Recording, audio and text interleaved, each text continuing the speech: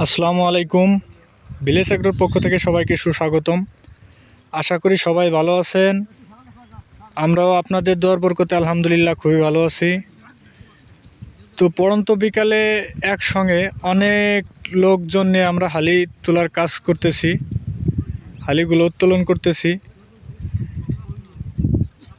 তো আমাদের এই হালিগুলার বয়স মোটামুটি ৪৫ থেকে ৫০ দিনের মতো হয়েছে। আরও আগে তোলা উচিত ছিল, তো সময়ের কারণে আসলে পারিনি এই হালিগুলা তুলতে। তো হালি আলহামদুলিল্লাহ উচ্চ ফলনই হয়েছে। এবার ৩ কেজি দানা বপন করা ছিল। হয়তো এখানে ৩ বিঘা অর্থাৎ ১৬০% জমির উপরে আমরা এই হালি দ্বারা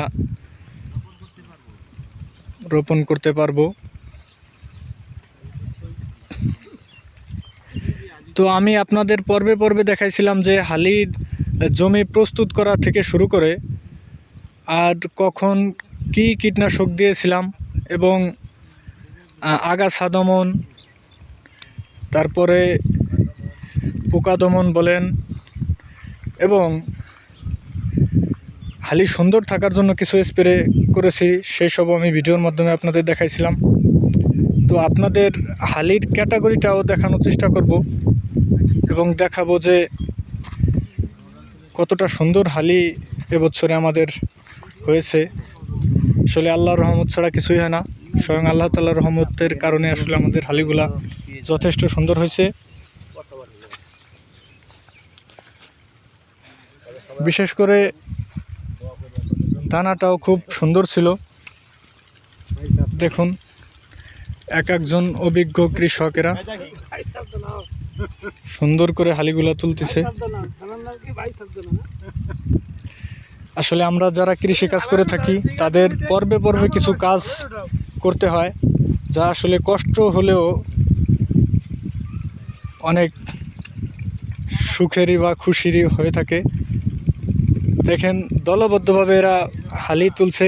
হালি তোলা একটু কষ্টসাধ্য কাজ, তারপরেও যদি সবাই মিলে করা যায় তাহলে ততটা কষ্ট হয় না।